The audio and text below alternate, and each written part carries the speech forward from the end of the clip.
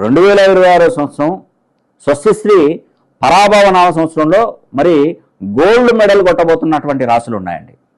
అంటే అర్థమైంది కదండి. వాళ్ళ అత్యుత్సాహం, వాళ్ళు ఎంతో కష్టపడి ఒక్కసారి ఆ ఉద్యోగం సంపాదించినాము, ఆ వ్యాపారంలో కోట్లు గడిస్తున్నాము, అబ్బా నా జీవితానికి ఇంకా అవధులు లేవురా అనుకునే స్థాయి కలగబోతుంది 2026 పరాభవ నామ సంవత్సరం. 4 రాసులు గోల్డ్ మెడల్ కొట్టారండి. దానిలో మొట్టమొదటి రాశి నేను చెప్తున్నాను చూడండి, ధనుస్సు రాశి. ధనుసు రాశి వారికి ఆదాయం 14, వ్యయం 11, రాజపూజ్యం 5, అవమాన మార్గం ఉంది. నెక్స్ట్ రాశి వచ్చేసి మీన రాశి. ఎందుకు ఈ యొక్క ఆదాయం 14, వ్యయం 11, రాజపూజ్యం 7, అవమానం 2గా ఉందండి. అత్యద్భుతం అండి ఈ 2 రాశులు. గురువు దీనికి అధిపతి ఎవరు? మీన రాశికి ధనుసు రాశికి అధిపతి ఎవరు? గురువు.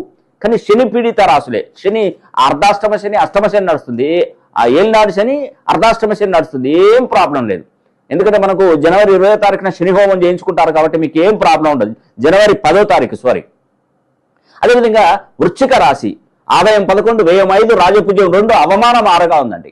తర్వాత మేషరాశి 11 ఆదాయం వస్తుంది, వ్యయం 5, రాజపూజ్యం 2, అవమానం 4. ఈ 4 రాశులు గోల్డ్ మెడల్ కొట్టబోతున్నారండి. రాసి పెట్టుకుంటూ స్వస్తిశ్రీ పరాభవం. ఒక్కటి మేషరాశి వారికి ఏలినాడు శని నడుస్తుంది.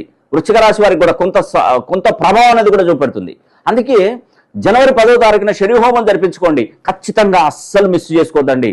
ఎందుకంటే శని ఒకసారి సవ్య దిశలోకి వెళ్ళి మీనరాశిలోకి వెళ్ళి మళ్ళీ వక్రగతిలో వచ్చాడు. మనకు ఒక్కసారి ఛాన్స్ ఇచ్చాడు ఆ భగవంతుడు. నిజమండి. మీరు ఖచ్చితంగా మీ పేరు గోత్రనామాలు పంపించండి. ఇప్పుడు కనుక శని హోమం జరిపించుకోకపోతే మళ్ళీ జీవిత కాలంలో 30 ఏళ్ళ కనుక మీకు శని అనుగ్రహం ఉండదు. భగవంతుడు చెప్పినా నమ్మడు, అంటే ఇవ్వడు, అదృష్టాన్ని ఇవ్వడు శనిదేవుడు.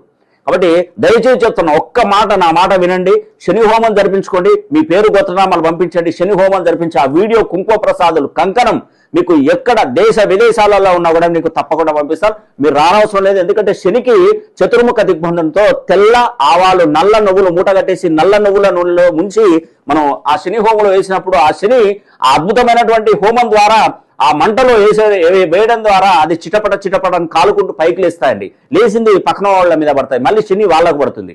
అందుకే ఎవరిని ఇన్వైట్ చేయట్లేదు ఈ శని హోమానికి, మిగతా హోమాలకు రావచ్చండి.